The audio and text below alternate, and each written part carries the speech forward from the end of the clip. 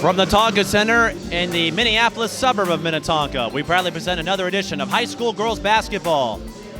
Today, an intersectional matchup as the Minnetonka Skippers in Section 2 4A take on the Moorhead Spuds in Section 8 4A, both teams riding big win streaks.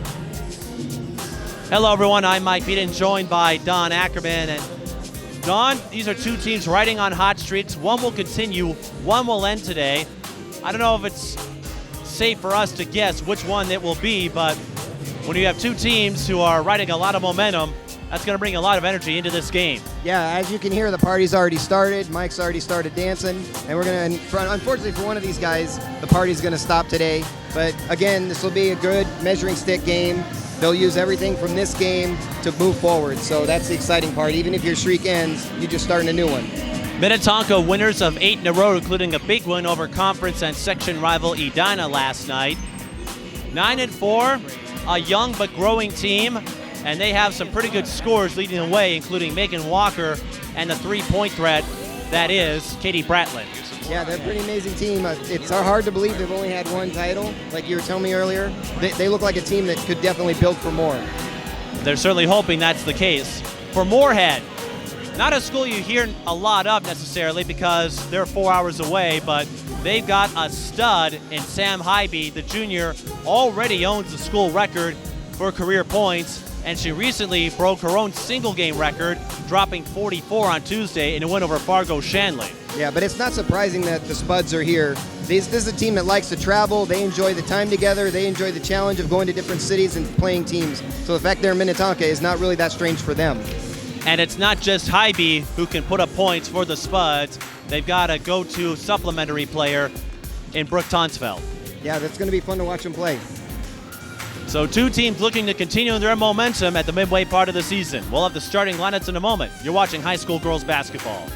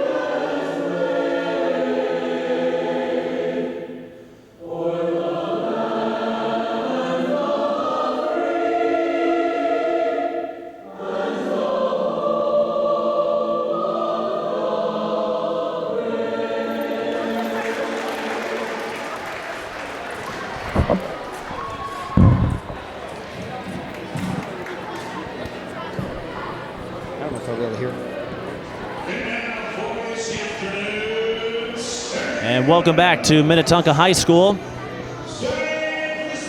Minnetonka, as you may know, the defending 4A state champions. And it looks like the youth team is going to be saluting the Skippers.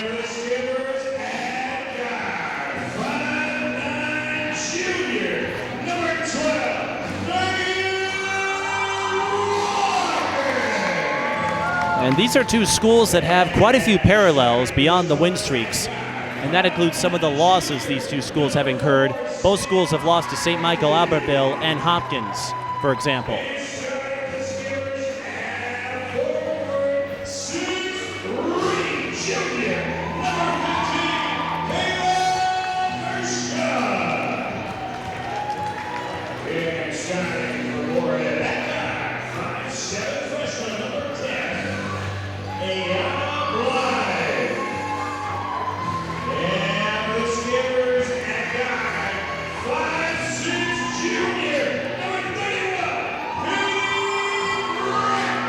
Now Moorhead, as the starters continue to be introduced, a bit of an underdog in Section 8 4A, and that's because a lot of their games consist of teams outside of Minnesota, including Tuesday's win over Fargo Shanley. And if you play an out-of-state school, it doesn't factor into the QRF. Minnetonka, one of the front runners in Section 2. They're coming off a big win over Edina just last night to fuel this win streak. That was a 55-46 win. They got 21 points from Megan Walker, 13 from Katie Bratlin, but an encouraging win for two schools that could see each other in the section playoff.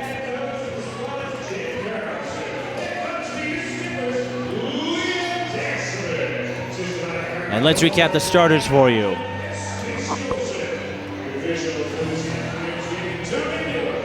For the visiting Moorhead Spuds, it's Megan Haugo, the freshman guard. Number 2, Sam Haiby. Number 4, the junior guard, Elena Blythe. Number 10, the freshman guard, Brooke Tonsfeld. Number 32, the senior forward, and Beth Holtz, number 42, the senior guard. Minnetonka will start. Megan Walker, number 12, the junior guard, Kayla Mershon, number 15, the junior forward, Katie Bratlin, number 31, the junior guard, Blake Greer, number 43, the sophomore guard, and Zoe Hardwick, number 54, the junior forward.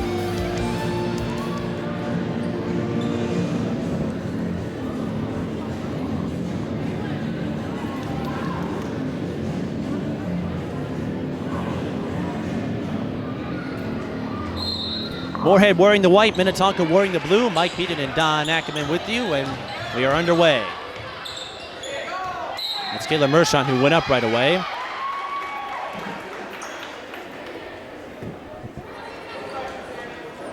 Minnetonka at 11-4, or I should say Moorhead at 11-4, Minnetonka at 9-4. Both teams riding big win streaks. Minnetonka winners of their last 8. Brooke Tonsfeld hits the mid-range shade to get us started. Minnetonka winners of the last 8. Moorhead winners of their last 9. Bratlin fakes the 3. They swing it around. Bratlin can shoot from there. Can't hit that time. And the rebound to Sam Haiby. Both teams find a good job finding open look. Sam Haiby drives and scores. The front runners in Section 8, if you're wondering, are St. Michael Albertville, a team that won handily over the Spuds, and Elk River, undefeated and number 2 in Class 4A. This is Walker. Can't put it down. Rebound Tonsfeld. Haiby, spin move. Look at that athleticism as she scores again.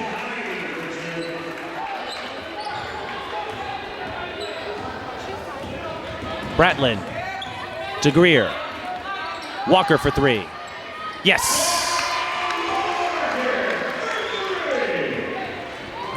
And that puts Minnetonka on the board. Both teams are finding a way to score. So far, the defense. Sam Haiby finding a lot of ways to score early. Yeah, the defense hasn't really been much effective thus far. Remember, Haiby put down a career-high 44, a Minnetonka single-game record in the win over Fargo Shanley. And the Spuds with an 8-3 start.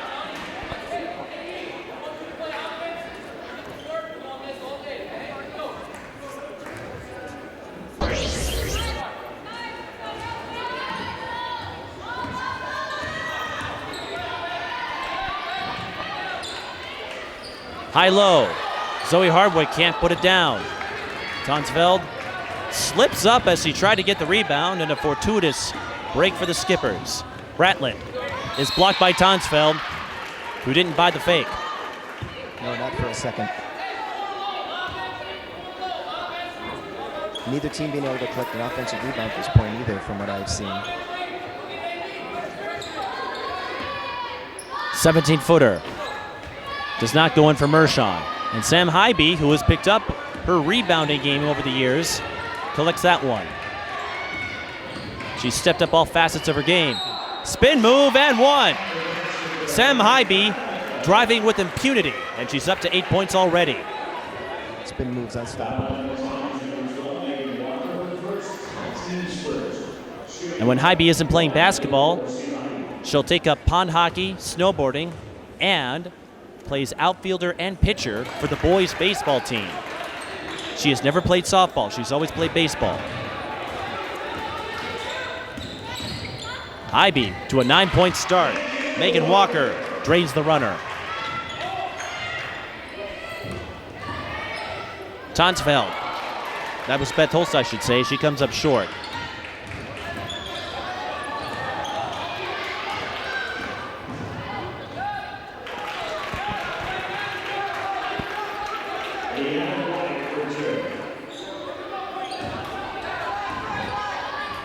Moorhead adds another 2 points. I don't know if you saw who scored that last basket.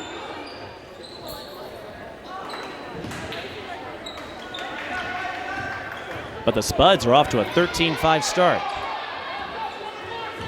They apply the pressure. Sam Haiby comes up with a steal, and she was poked by Walker, but a foul. I think I marked down number 10 at that last hoop. That would be Elena Blythe. So we'll give that basket to her and confirm our numbers in a little bit. No instant replay on this show. I wish we had it, though. Someday soon in the future, instant replay is coming to Mike Peden Productions. But I'm impressed with the start I've seen out of Moorhead.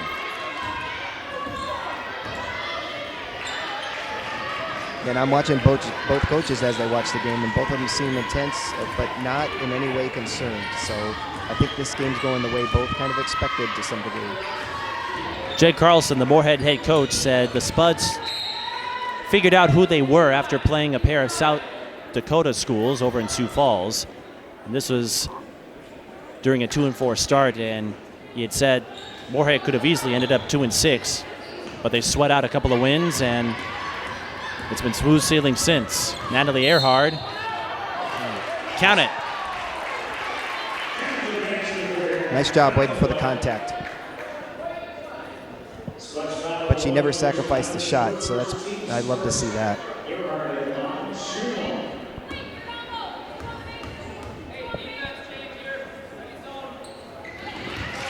And Earhart completes the 3-point play. Second skipper to get on the scoreboard. These are two teams who would be sleepers in Class 4A, but I had a chance to speak with Leah Dasovich ahead of time as Blythe goes up, can't get the bounce. There's a lot of parity in Class 4A this year. A lot of sections where state tournament slots are up for grabs, and Blake Greer drives to the basket and has a chance at 3. Blake Greer known for her long distance shooting.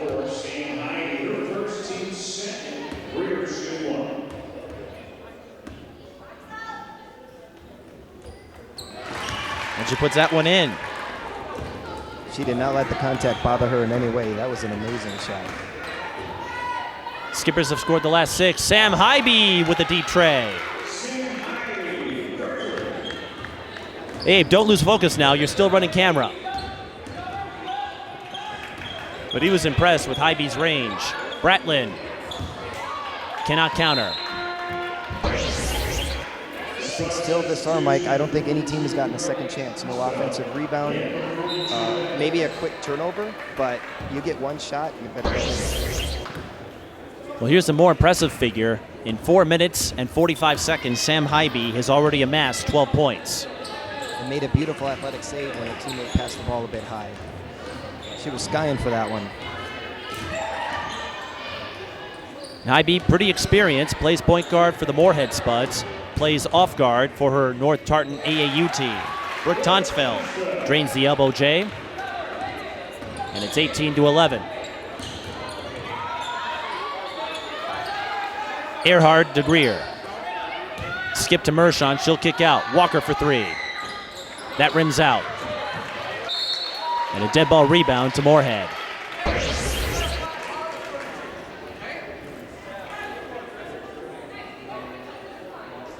Moorhead makes a lot of trips to the metro area. They were here for the Tip-Off Classic. They'll be back at Hopkins for a morning game as part of the community clash hosted by the Breakdown. Haiby, another 3. Well, she is human after all. Traveling violation on Minnetonka.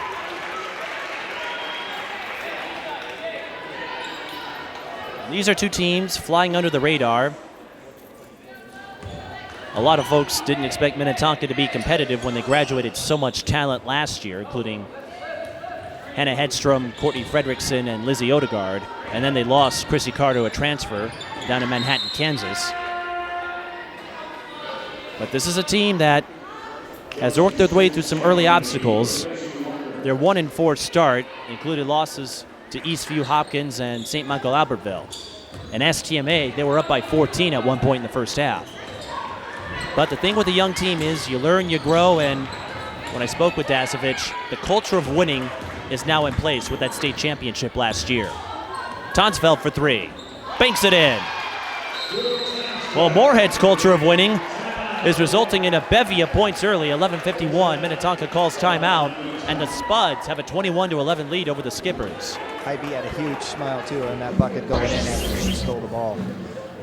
And as Jed Carlson talked to me in pregame, Sam Haiby is one of the players that will cheer her teammates first.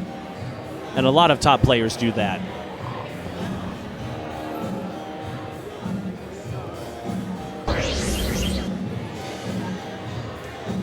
Yeah, I love to see that encouragement.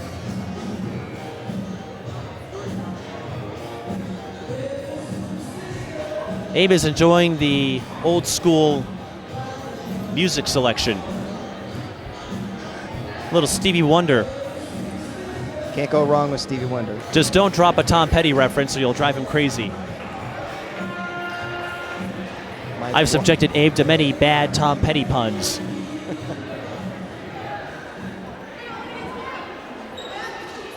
So Brooke Tonsfeld with a quick 7. Sam Haiby has 12. And the two big names for Moorhead playing as advertised. But still a long way to go.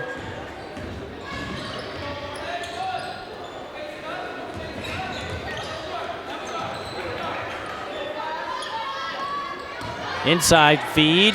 Kayla Mershon comes up with it. That was good hands to get that pass. She threaded the needle between two defenders.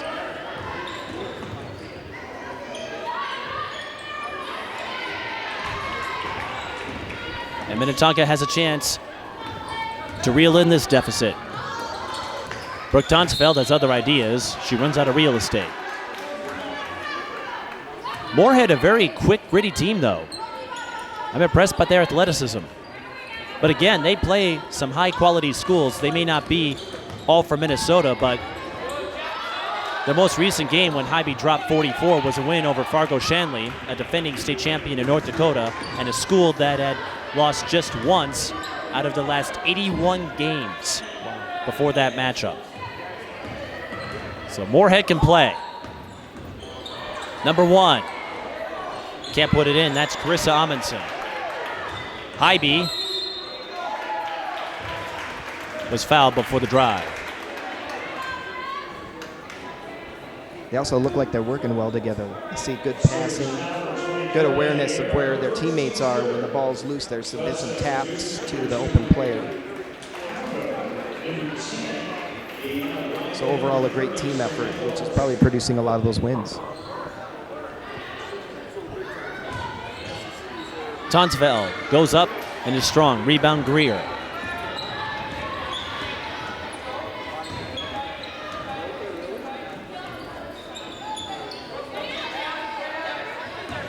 Bratlin, spin move.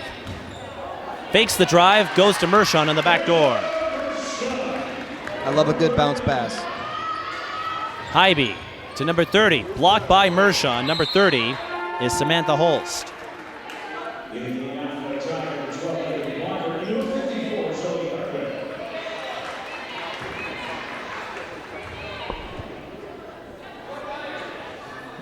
$10:15 remaining in the first half. And Don, you take over for a minute as Sam Haiby takes over on offense, because I've got to help Ray over here. Okay.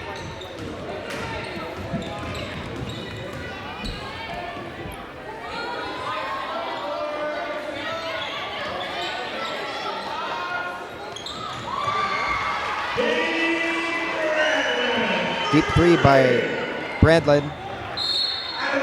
Spud's trying to recuperate quickly and turn the ball off out of bounds.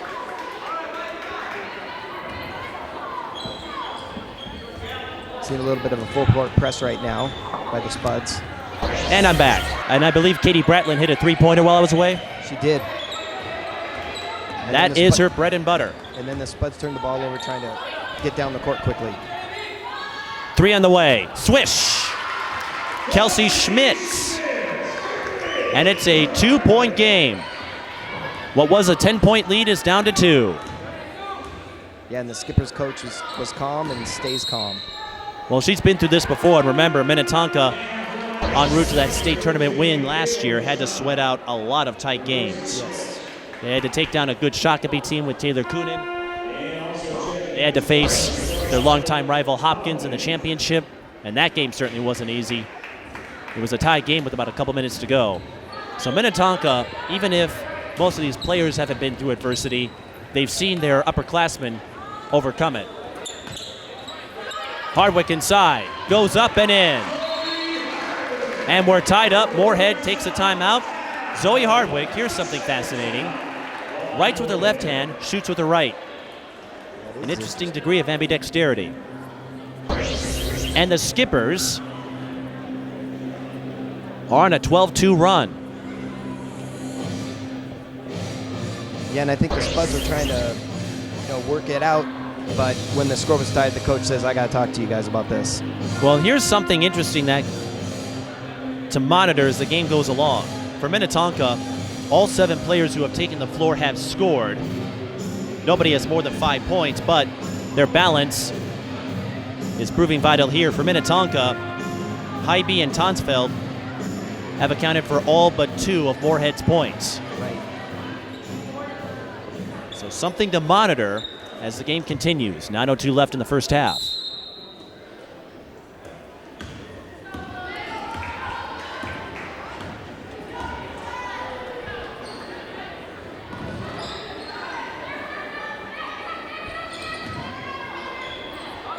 Moorhead with a couple of dynamic players, though. Yeah, Tonsfeld for 3. That rims out. Go ahead, Don. I was going to say, Skippers, it looks like they've switched to a little bit of a zone on defense. Maybe Bratlin. trying to contain those 2 players. Ooh, nice. Bratlin banks in the runner, and Minnetonka takes the lead. Moorhead looking to push. Algo out to Haiby. Used up the dribble, needs help. Moorhead swings it around. They set up for Haiby for 3. Bullseye. 17 points in the first half for Sam Haiby. Wow. Hardwick kicks out. Minnetonka can't put down the answer, but Walker with the O-board. A rare offensive rebound. I think that might be the first one of the game. Minnetonka can't come up with anything on that possession, though. So now I'd be curious to see. Haiby, the touch to Tonsfeld is strong. Sorry to jump on you, Don, but No, that's fine. anytime you have Sam Haiby setting things up, explosive things can happen. Absolutely. Earhart beats Haugo to the rim and scores. 27-26. If you like offense, we have plenty of it in this game. Haiby steps into a 3. Misses the mark there.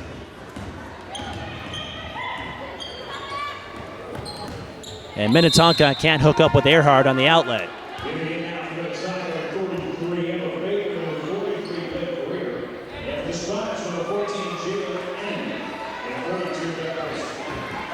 .7:15, we have 2 subs on each side coming in. And I'm curious to see if this zone defense is something the Spuds are going to adjust to with the new players coming in. Or if they're switching back to man. Traveling violation on Jalen Ennin, number 14 for Moorhead.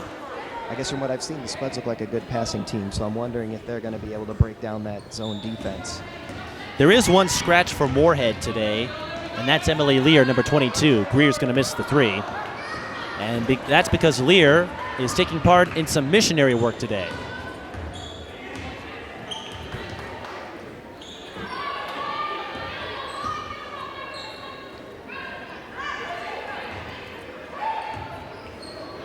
Tonsfeld ran into a wall. But it looks like they're adjusting. They're passing a little bit more than they were earlier in the game. Greer curls, fires, and comes up strong. Rebound, Ennen. I should say number 12, actually. Riley Palomny. Sam Haiby can't bounce it in.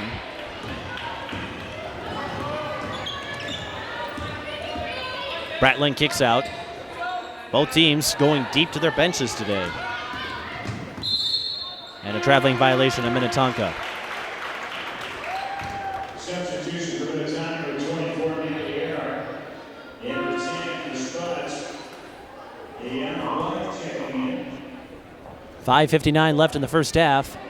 A high-octane performance from both teams thus far, 27-26. Action has cooled off a bit, but these are two teams who can pile on points quickly.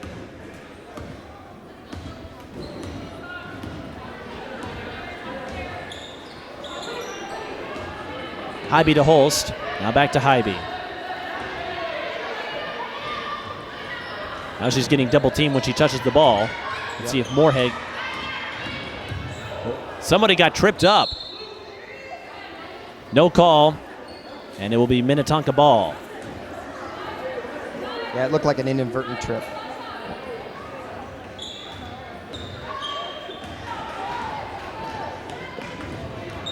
Spuds trying to pressure the ball to create some opportunities for themselves here. Moorhead led by 10. Minnetonka closed in that margin quickly. They lead by 1.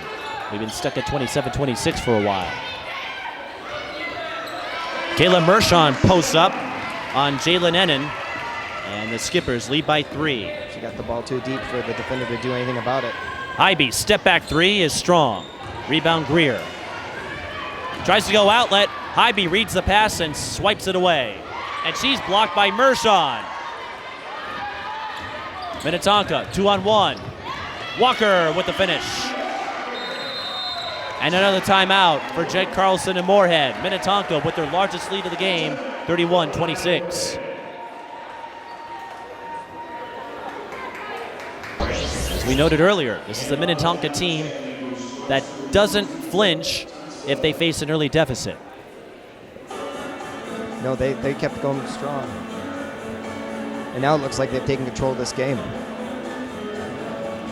And the win streak includes some quality victories over Champlain Park, Park Center.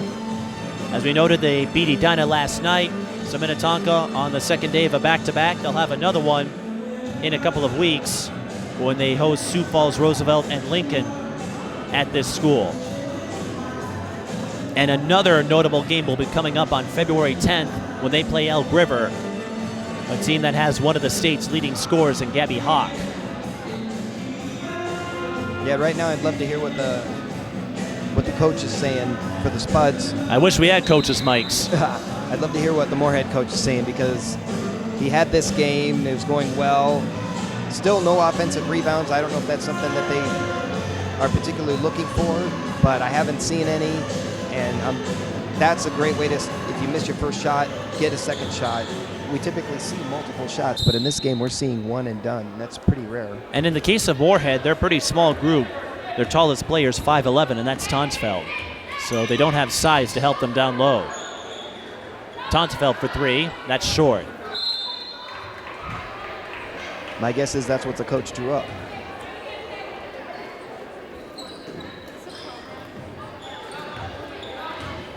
A strong start from Sam Haiby, but Minnetonka's balance is starting to overpower Moorhead.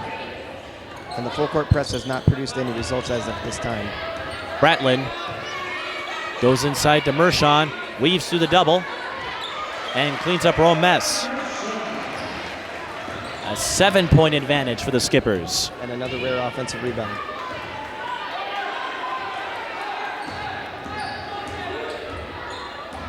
Amundsen finds Haiby. Can Haiby or anyone on Moorhead get the Spuds back on track offensively? Haiby, no, and she can't get the putback. Tonsfeld's there, looked off balance, but it goes in, and that's what counts. So and that Go ahead. Haiby was able to get the offensive rebound despite the height difference. Well, she's a gritty player. Bratlin, she can shoot from long range, but a little too deep there.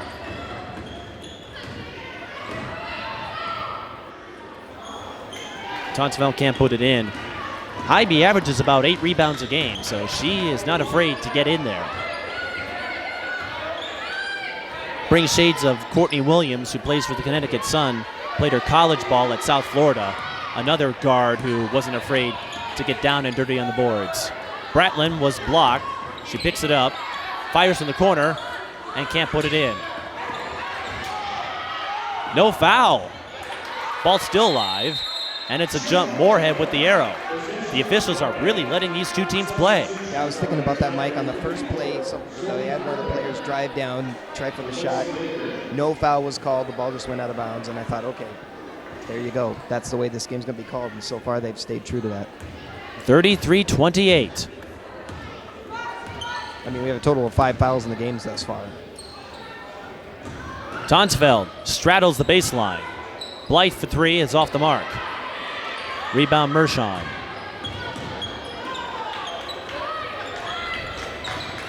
Katie Bratlin, originally from St. Paul Academy, scored over 1,000 points there before transferring.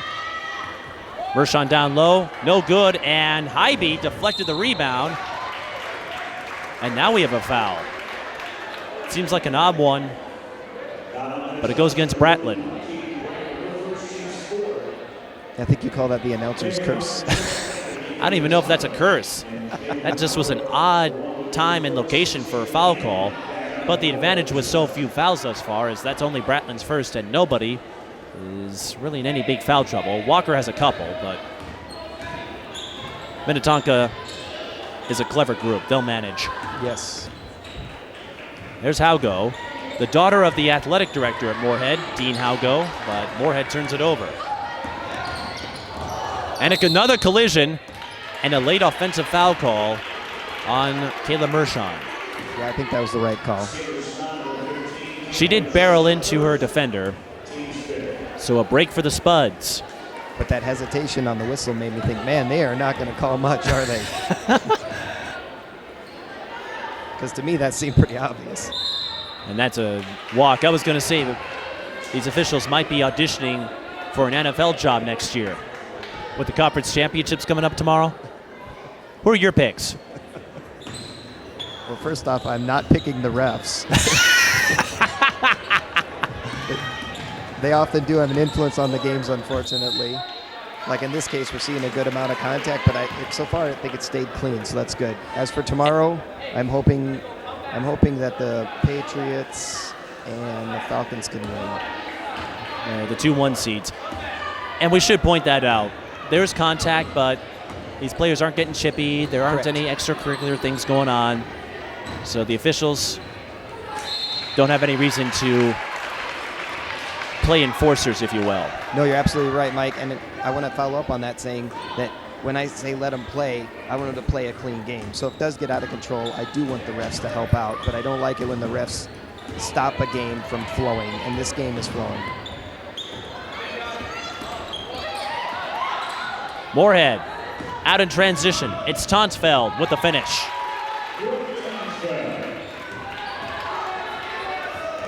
Minnetonka looking to go transition. The elbow J is off the mark for Mershon, but Earhart is there on the weak side. Greer. Nice ball movement. Carlson wanted an offensive foul. Instead, it's a layup for Mershon, and she goes up to 10. Less than a minute. Haiby is cooled off after putting up 17 early. Walker not letting her out of her sights. And that's going to put the onus on other Moorhead players to step up, and Jalen Ennin does just that with the triple. 35-33. That's a great thing for Moorhead, too, to get some more players involved. Anything to alleviate pressure off of Haiby. Absolutely. Greer. Because those double teams that create opportunities. Greer for 3 is short. And Moorhead could tie or take the lead if they elect to hold for the final shot. Coach, looks like coach is indicating we're going to run play 1. Oh, now we're fist. 10 seconds. kickball. Moorhead will have 7.6. Yeah, an inadvertent kick there, but definitely the player kicked the ball, number 12. Well, inadvertent or not, officials will call a kickball. I have to chuckle because Walker kicked it. Almost a pun. 5 seconds. Haiby will take the long three, From and the M. not quite Steph Curry range. Was he going for a 4-point play there? That was deep. Ill-advised, if you ask me, but the first half, what we expected, a tight game between two teams looking to continue their momentum.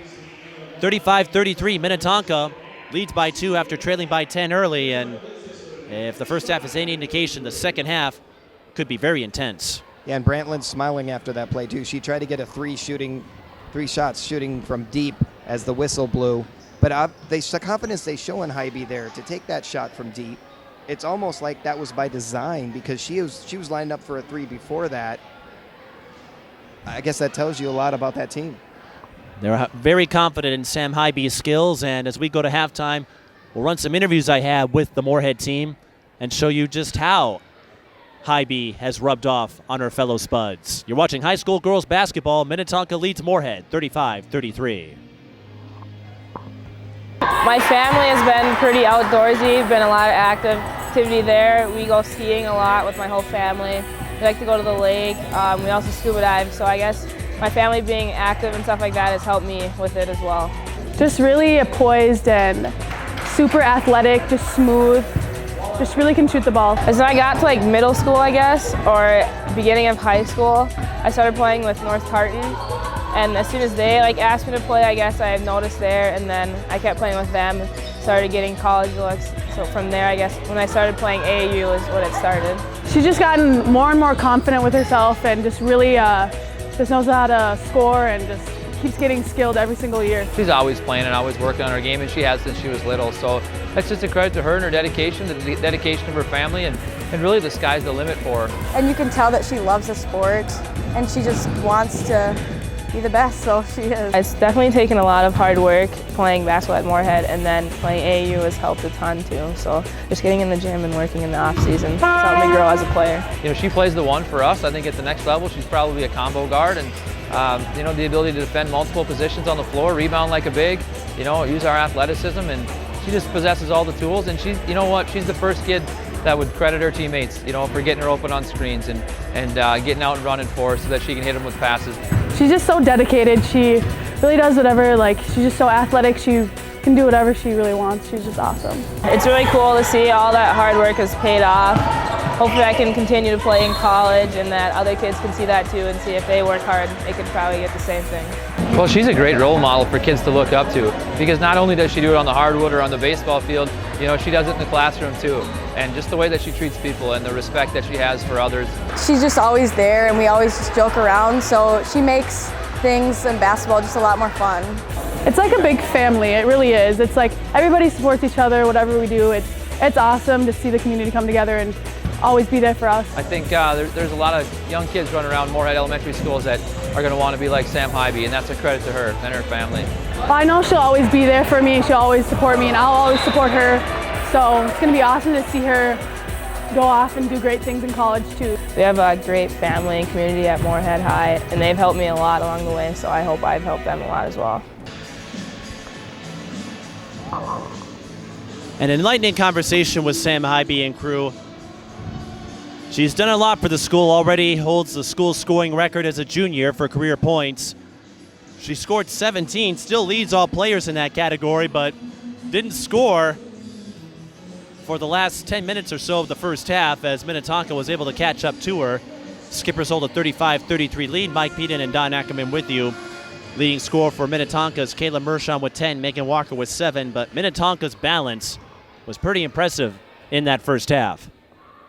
Yeah, and even though Moorhead started strong and faded a little bit there, it's a 2-point game at half, so they're in this for sure. And I'd like to see what they're going to do to adjust for a second half. Are they going to get more people involved? Are they going to find ways to get Haiby open? What are they going to do when the skippers have clearly shown that they want to double team and restrict her movements and her play. Minnetonka led by 10 to start things off, or I should say Moorhead led by 10. Minnetonka closed that gap rather quickly, and it's been back and forth since. Skippers have led by as much as 7. Minnetonka on an 8-game win streak, Moorhead on a 9-game winning streak. In a critical game for both teams.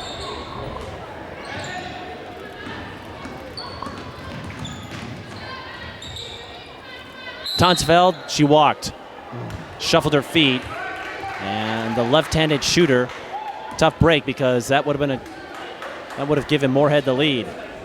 That would have been a big play. Yeah, the Euro step didn't pay off there. It rarely does. You can't shuffle your feet at this level.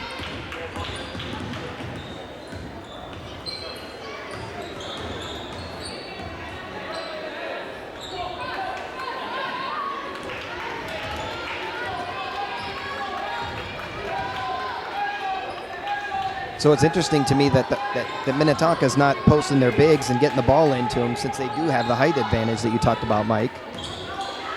Greer for 3. Pure. Of course, if you make threes, you don't need twos, right? A 6-point swing.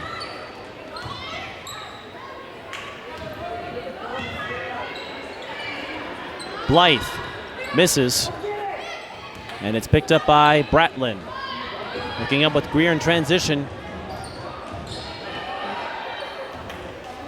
And that will stay with Minnetonka. And I've noticed right away in the second half, Walker is all over Haiby. They're not going to let her loose. Hardwick can't put down the turnaround, but she gets her own rebound. Greer for 3. Short, Hardwick, O-board, drives and scores. Okay, that was a beautiful O-board, but early on, her posting, Moorhead has to stop that. She cannot get the ball underneath the hoop like that. She can turn around and shoot it all day long. That is not going to work. Haiby through the hole, but out of control.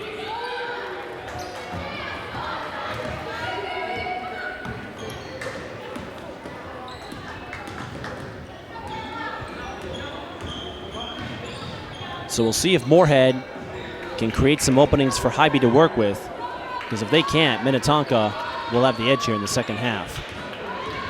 Walker fakes the 3, drives, gets the bounce. And the Skippers have scored the first 7 points of the second half.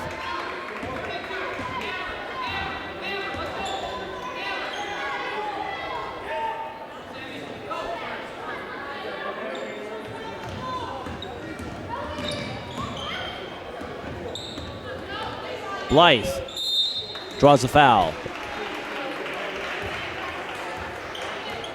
Undersized at 5'7", but key to the defensive pressure that Moorhead likes to apply. And Moorhead starting a couple of freshmen in Hago and Blythe, so Moorhead has some development for the future, and they'll have Haiby for another year. And one thing I was watching on that last play, Tonsfeld was looking around for something, standing there while the players are moving around. So I don't know if they're putting in some kind of new play or something, but she was definitely looking for something to happen. And so I'm going to watch that carefully to see what's going on here. 3 ball. Walker missed from the corner. Haiby with the rebound. In transition, draws the blocking foul and will shoot 2. That was a nice scoop, too, after the contact. Moorhead, an academic All-State Gold Award winner last year, and we mentioned the long-distance trips that the basketball team makes, and some of that extends to the volleyball team as well. They've been a regular at state in Class 3A for the last several years.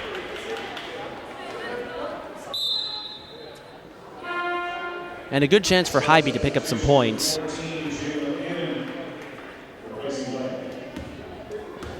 The coach on the floor, in the words of Jen Carlson, gets bigger, stronger, and more complete each season.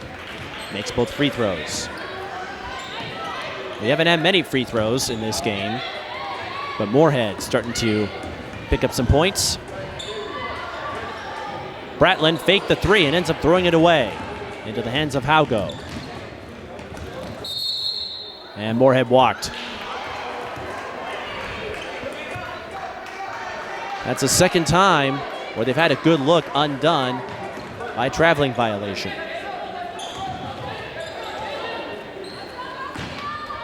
Yeah, I was trying to figure out what caused that walk. It just seemed like the ball hit her in an awkward way on the pass. Walker takes it all the way. Megan Walker, the team's leading scorer, averaging 17.3. Haiby, elbow chase, swish. And a delay of game call or, nope, timeout. 44-38 with 14:35 left in the second half.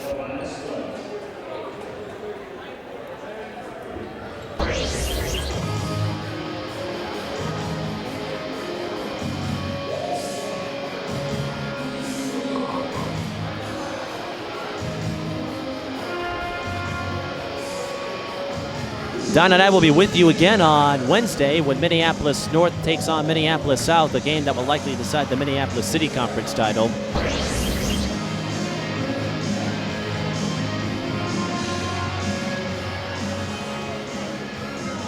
Yeah, sorry for the silent treatment there, Mike. I was watching the two coaches during their huddles.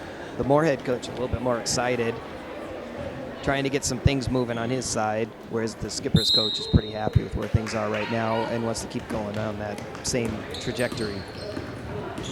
Jed Carlson in his third season at Moorhead, Leah Dasovich in her sixth year with Minnetonka. And Kayla Mershon scores. I'm noticing that Minnetonka is able to penetrate the inside more effectively.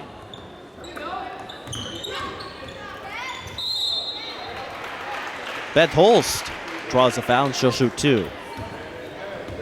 Holst, a 3-year starter and the ultimate dirty work player, in the words of Jake Carlson. And by that, he means that Holst likes to take, or is willing to take charges. Yeah, and speaking of dirty work, Mershon seems to be a great dirty work player. She's down hustling, working, blocking shots, getting in the way, making a major impact in this game. Holst doesn't score much. Outside of Tonsfeld and Haiby, Moorhead doesn't have a lot of offensive options, mostly role players, but when you have someone of Sam Haiby's caliber, that can make everyone else look better. Walker goes to Mershon this time, and Haiby deflects the pass. Drew was open, clapping for the three, but I think Minnetonka wants to go down low and take advantage of their size.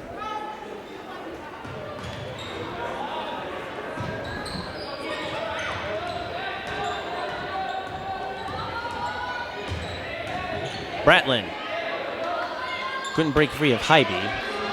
Skippers do lead by 7. Mershon couldn't beat the double team. A chance for Moorhead. Tonsfeld had an opening and couldn't get back there in time. Dead ball rebound Minnetonka. That was beautiful the way she skirted the defense like that. I don't think she realized she had an opening. Yeah, the defender kind of backed off.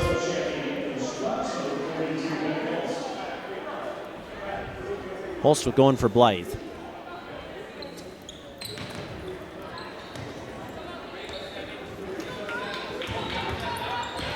Moorhead trying to press, but the skippers aren't having it. Walker can't finish the layup though. That's a little out of control, but a great play. And Haiby can't complete the transition look to Holst. A deflection, and that stops what would have been a Minnetonka fast break. Moorhead with the possession arrow. And there's an example of what deflections can do for you.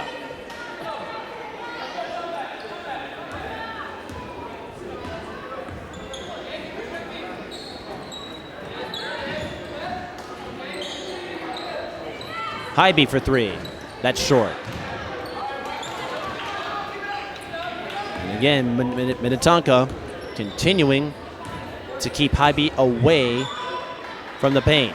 But that was a good open look. I'm surprised it didn't drop. I was wondering why they'd let her shoot it. Walker for 3, can't put it down. Well, Haiby an okay three-point shooter, so Minnetonka may be willing to take a risk out there, make her prove that she can hit them. Bratland can. Hardwick with another offensive rebound. Minnetonka winning the battle on the boards, and Hardwick with another putback bucket. Hardwick's had a couple great plays today. Skippers extend the lead to 9. Haiby threw the pass into traffic. That's one thing the Moorhead cannot do right now is turn the ball over.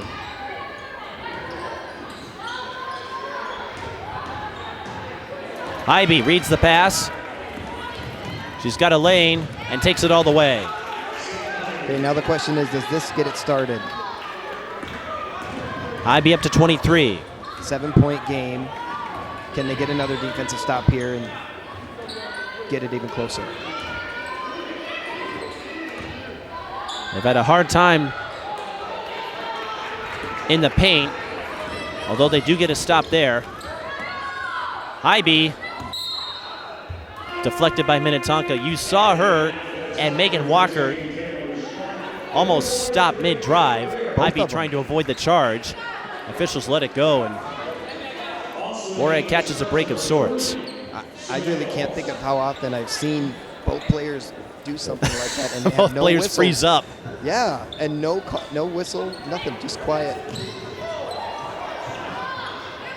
Well, if you don't see something, Nothing to say. exactly. I know sometimes it seems like the ref blow a whistle when they see something that looks weird, and then they try to figure out what they saw.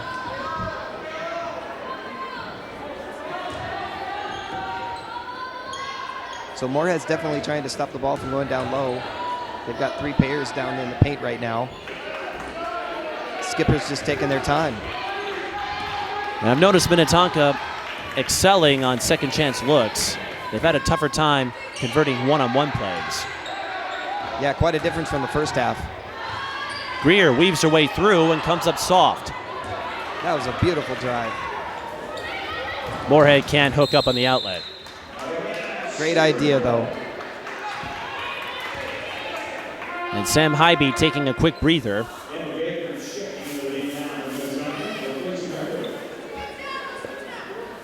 With 10:48 left in the second half, Minnetonka leads 48-41. I like Tonesfeld wanting to make that deep pass, but one possession would be more valuable than that pass right now. And that's a valuable three-pointer for Jalen Ennin, her second tray. Now we have a 4-point game. And Sam Haiby readjusting her shoelaces, so not a concern for injury. Moorhead can't get the turnover, so a side out for Minnetonka, but Jed Carlson and the Moorhead team applauding the defensive pressure that Moorhead's applying. Mershon is fouled by Tonsfeld. She'll shoot 2. Kayla Mershon, one of the faces that has stepped up for the Skippers. The junior averaging 12.1 a game. She has 12 here. I'm impressed with her. I would really hate to guard her. She's got a good turn, spin move. She's long and strong, and I don't really see what the Moorhead can do to stop her. Part of a big junior class.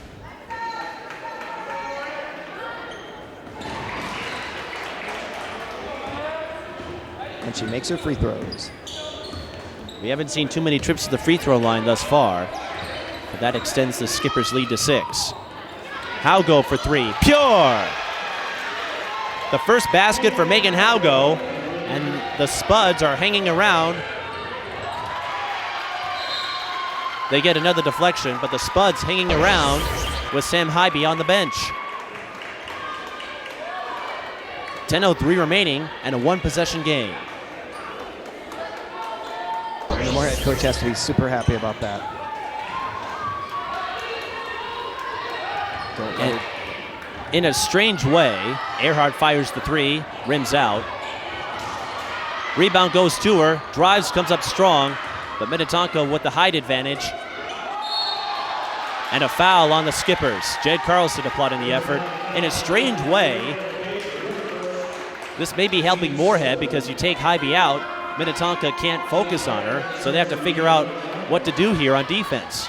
Right, and offensively, Moorhead has to do the same thing. The Spuds need to say, okay, I'm not throwing it to Haiby. Who's going to score? Well, I imagine in practice, Moorhead has some experience on operating without Haiby. Absolutely. Minnetonka, not so much. Correct. Nice pick and roll.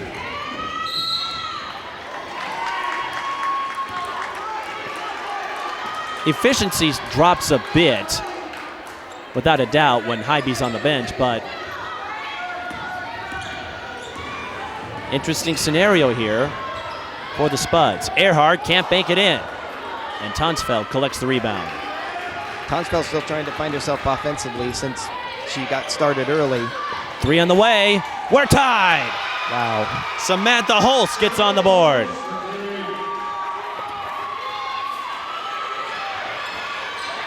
Moorhead applying the pressure. Minnetonka able to break it. Greer doesn't have breakaway speed, though. Mershon one-on-one with Tonsfeld. Kicks out. Greer, deep 3. Bullseye!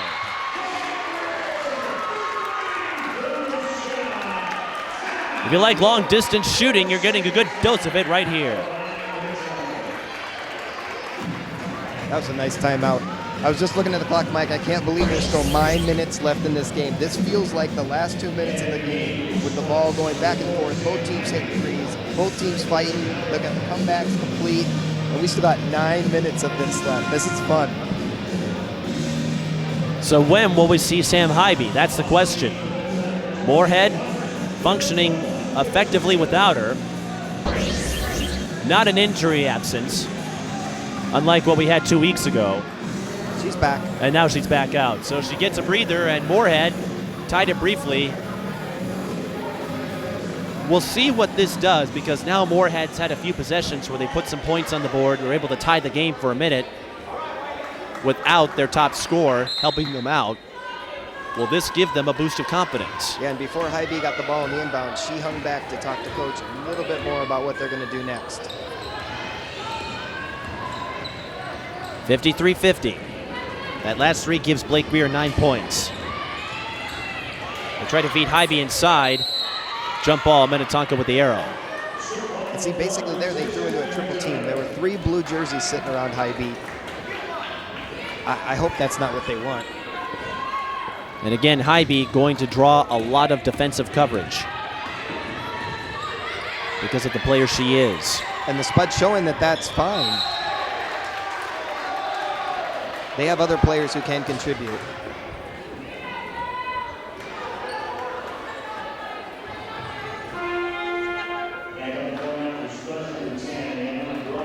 Jalen Ennan goes out, Blythe goes in. 8:31 remaining. Mershon, fade away. Just bounces out. Her shots are right there. She and Earhart have had a tough time over the last few possessions. Haiby draws the foul, and it's on Bratland, her 3rd.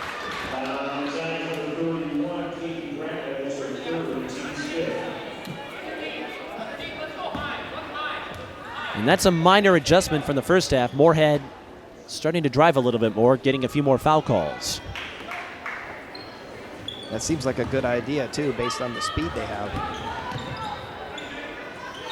Another 3, that looks short, and it is.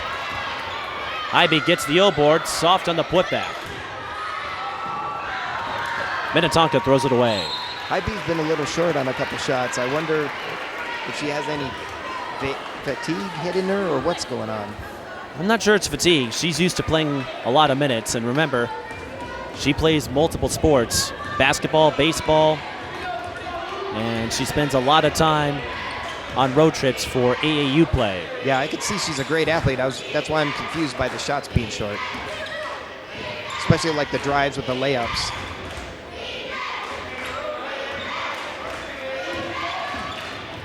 Tonsfeld draws the foul, so free throws coming for Brooke Tonsfeld.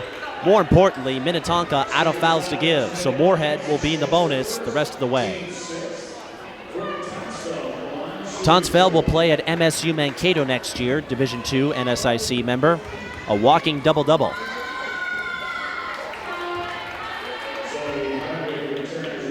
And I think the Spuds coach and the Spuds themselves want to see her get back in this game. She just seems like she's faded a little bit out of it. She hasn't scored yet in the second half. There we go. There we go.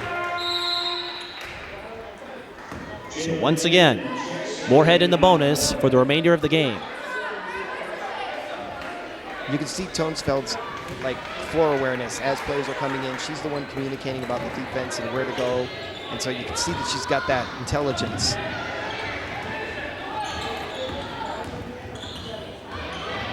Greer behind the back dribble. Another miss. Minnetonka struggling down low as of late.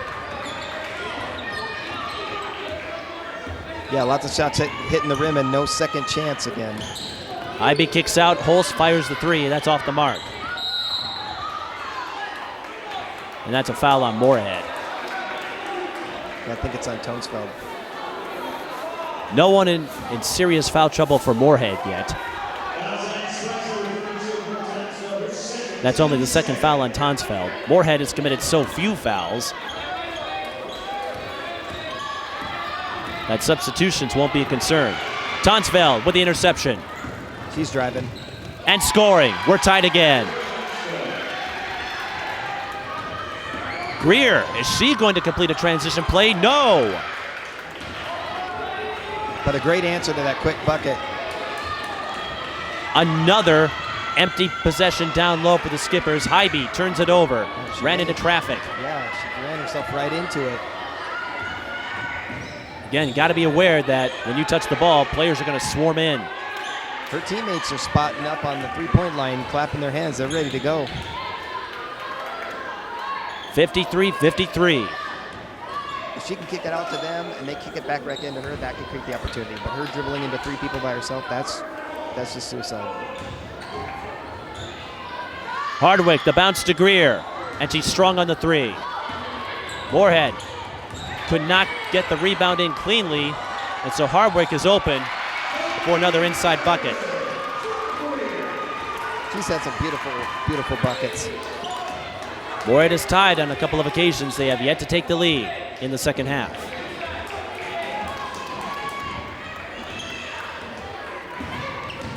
Haiby pulls up, comes up short again. No passing on that possession. No, I was almost thinking maybe Moorhead looked better when she was sitting down resting for a little bit. Well, and it's tough because she's your top player, and she's also your point guard. Yep. Rings shades of Como Park with Andrea Adams last year. What do you do when your top player is also the distributor?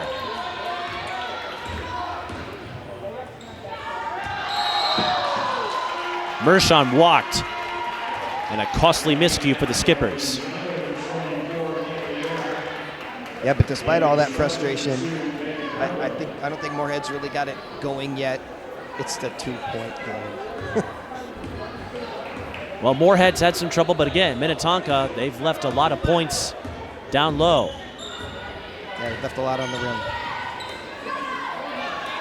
They go back door, and banking it in is Ennin. That was beautiful. And notice the difference on that possession compared to the previous one. Exactly. Haiby got it to Tonsfeld, and ball movement created the opening. Greer for three. No. Rebound, Mershon, and one. That's a great reward for hard work right there. Kayla Mershon up to 16. And at this stage of the game, every basket is a big one.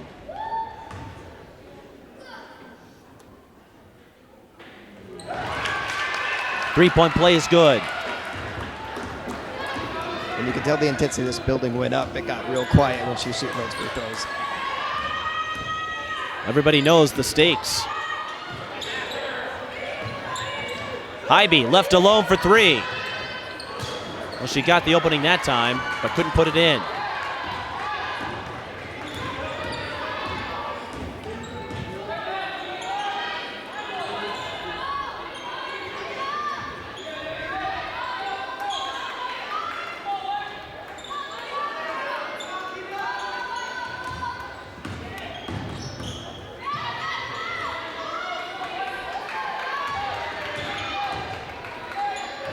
Skippers are looking for an opportunity. They get one with Megan Walker. And they found it.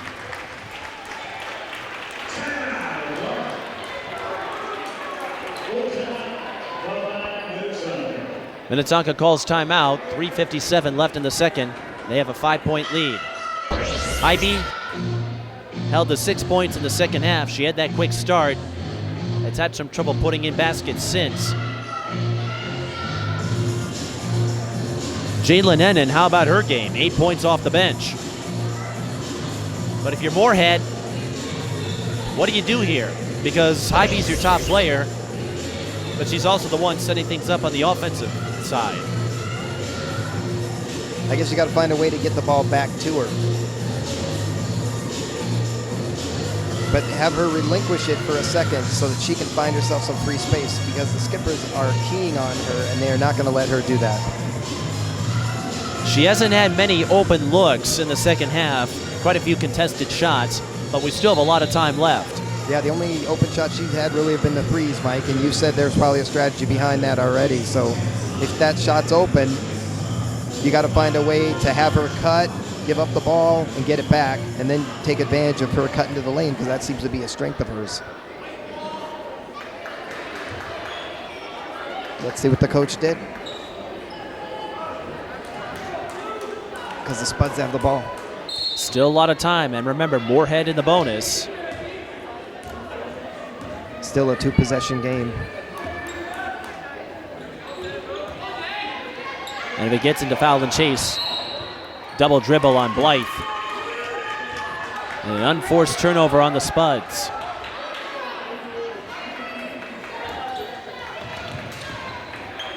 That's really frustrating after you had a timeout. Time to talk about what you're going to do. And if it gets to foul and chase, Moorhead has 3 to give, which puts them at a disadvantage.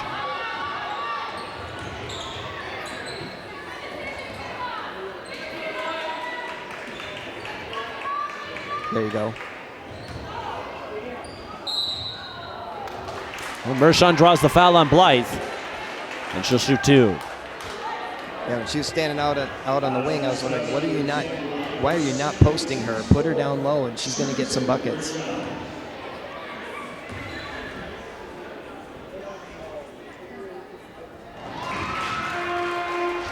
She's shown a good ability to get the passes, too, when they pass them down low to her. Even though there she was double teamed, basically, she still got the ball and got a great opportunity, and now is getting more points on the board. Performances haven't always been pretty for Minnetonka, but they've proven their grit on this 8-game winning streak. Whether or not it's enough to take on the big dogs in 4A, Hopkins, Apple Valley, or Eastview, we don't know. But another win would raise their confidence. Tonsfeld didn't see the ball and turns it over. And Minnetonka in position to ice this one, perhaps.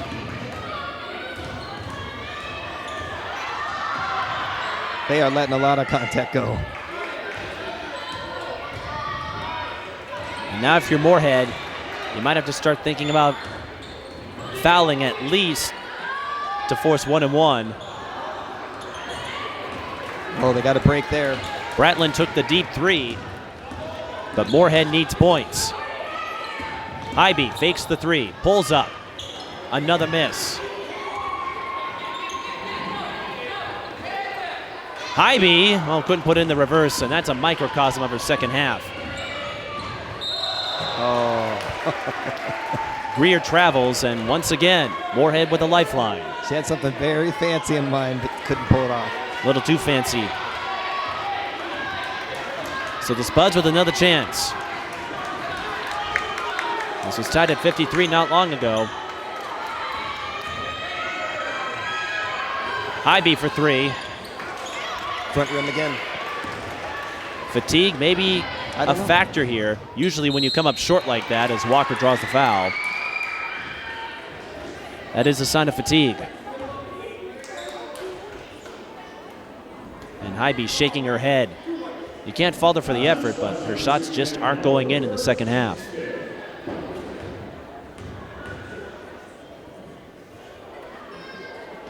And Minnetonka lights up from the free throw line. But again, They have the culture of winning instilled after the state title last year. Walker splits. Where will Moorhead find some offense? They're running out of time, and Moorhead collapsing late here in the second half in terms of ball discipline. And that turnover hurts.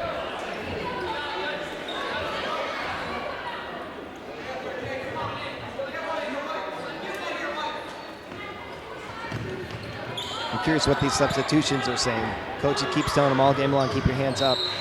They're still pressing. And both teams still have chances to record quality wins. We mentioned Minnetonka and their upcoming schedule. Moorhead will host Elk River a week from now on the 28th. Elk River, the number 2 team in 4A.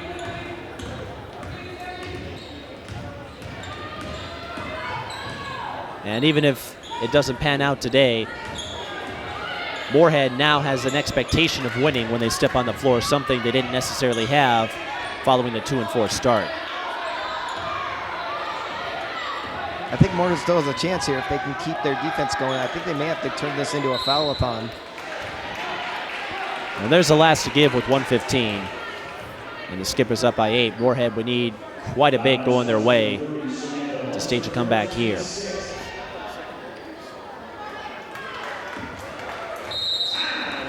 And Moorhead will call timeout with 1:15. So Haiby stuck at 23, only 6 points in this half, and her shots are coming up short. Tonsville with 14. With Minnetonka, how about Kayla Mershon? 19 points today, Megan Walker 14. So even without the distance threats able to contribute like they normally do, Bratlin and Greer, they're getting a lot inside. And Zoe Hardwick has been doing a lot of cleanup work with 8 points.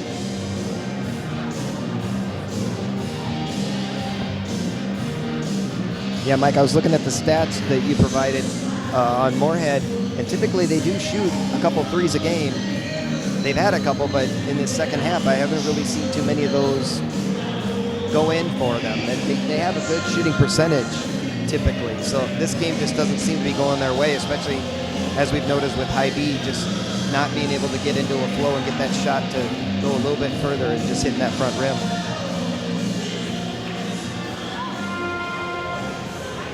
And I don't really feel like the Skippers have forced her into making any bad shots.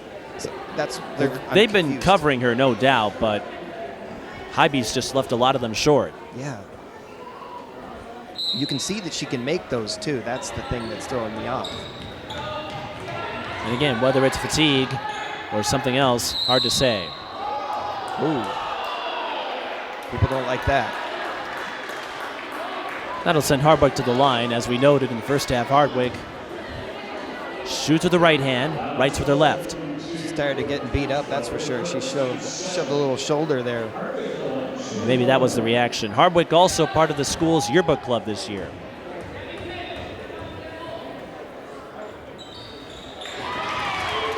Well, I dare to say she's had a pretty picture-perfect game today. She's had some great plays and been a big factor in this win. Especially in second chance opportunities. Gets a friendly bounce. So it looks like Minnetonka will hang on. That one hit the bottom of the front of the rim. Just not a day for her, not a good day. Not a good second half anyway. No. But I still see the focus on defense. She's staying with her player. She's definitely pressing, getting herself in the way. And Minnetonka's a pretty physical team. And remember, they shifted their coverage to contain her after exploding for 17 to start things. That strategy worked. And Haiby will have more chances. There's a deep three from Samantha Holst. Might be too late for a comeback for the Spuds here, but badly needed bucket.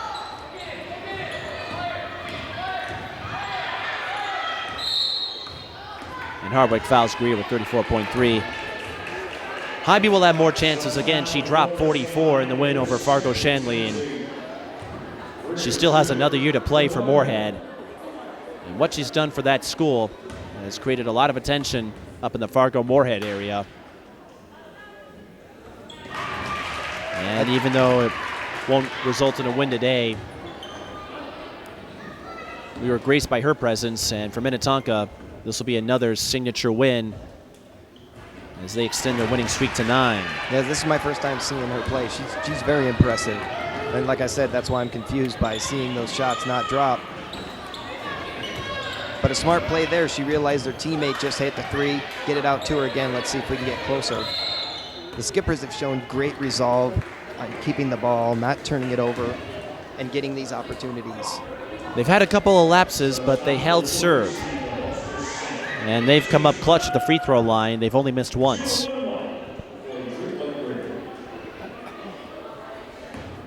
Like we noted, this is a school that expects to win now. No longer the bridesmaid they had been for years when Minnetonka and Hopkins were grouped together.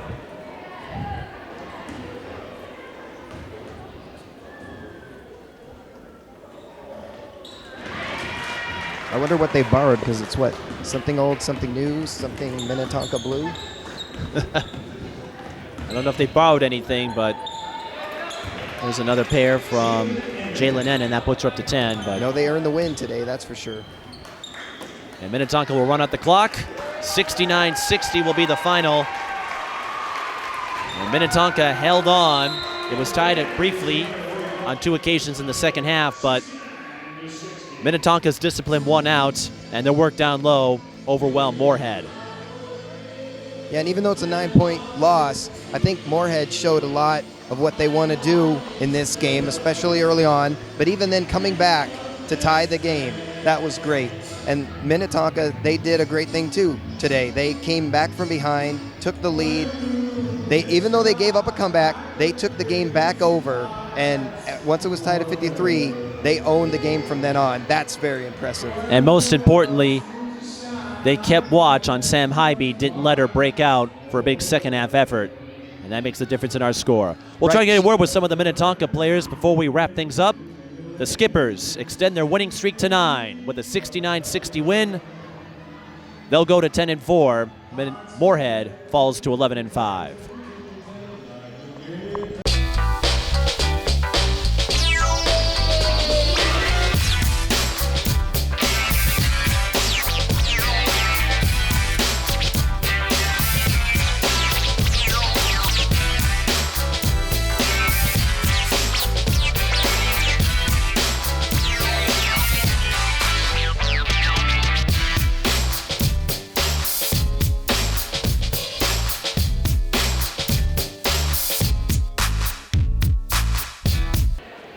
And I'm joined by Kayla Mershon, who just got out of a photo session with the youth team and her North Tartan AAU teammates. I saw Emma Grothaus came in, and you had to play against one of them today in Sam Haiby, and so how difficult is she to defend? Oh, she's amazing. We had to double team and go into a zone to play against her, and she's just amazing. I'm so excited she's going to be my teammate in North Tartan. That being said, that zone and double coverage seemed to work. You held her to 6 points in the second half and kept her from exploding after she dropped 17 to start things. So how did you make that adjustment? We called a timeout, and we just said we had to slow down the game. We tried to do the 2-3 zone, or the 1-2-2, and we started down, and we just kept doing it and kept communicating, and it just worked out for us today. You've won 9 straight games now. How is this team feeling, and how satisfying is it after starting the year 1-4? At the beginning of the year, we just didn't really work as a team, and I'm so proud of our team, how we came together, and we're doing great, and I hope it continues. Talk to us about that journey a bit, because you graduated a lot of talent last year. A lot of folks were probably writing off the Skippers thinking they weren't going to be contenders, and you've proven that this younger crop of Skippers can grind out wins. Yeah, there's a lot of young players, and I think at first they're a little nervous, but we came together, and we're doing good now, and we're just really happy and hoping it keeps working out for us. And where you really excelled, in addition to containing Haiby, was getting second chances and scoring down low. I know Zoe Hardwick had a few putback buckets, so how crucial was that to tilting the game in your favor? Oh, she was so crucial. She got those amazing rebounds and push up the ball, and without her, I think it would have been a different game. And what is the attitude like now with your 9th straight win? How confident is this team, and how do you continue to keep this momentum going? I think we're pretty confident, but we can't get too confident. Every game's going to be hard, and we got to just keep working. And anyone you want to say hi to that may be watching this game? Well, my mom watched, but just wanted to say hi. She'll watch it again. Yeah. Anyone else? Or? Nope. Well, maybe my grandma. My grandma. Hi. Well, congrats on the win, Kayla. Thanks for stopping by, and we'll see if you can continue this winning streak on the way to state. Thank you so much. Kayla Mershon of Minnetonka. That wraps up our coverage here from Minnetonka. For our entire crew, I'm Mike Peden. Thank you for watching.